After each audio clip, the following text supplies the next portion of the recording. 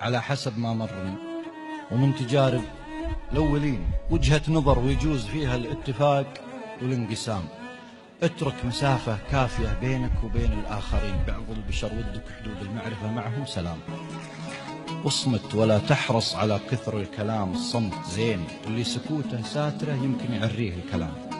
إذا تكلمت احذر تكون أكثر المتكلمين. السالفة لا طولت يضعف معاها الاهتمام.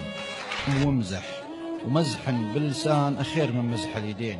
مزح الرجال العاقلة على حدود الاحترام. واضحك ولا تضحك برفع الصوت. رفع الصوت شين من الأدب والذوق. عند الضحك ضحك بابتسام. اكرم وبيبان الكرم واجد ولا يحتاج دين. وترى الرجال كرامها ما هو في كثر الطعام.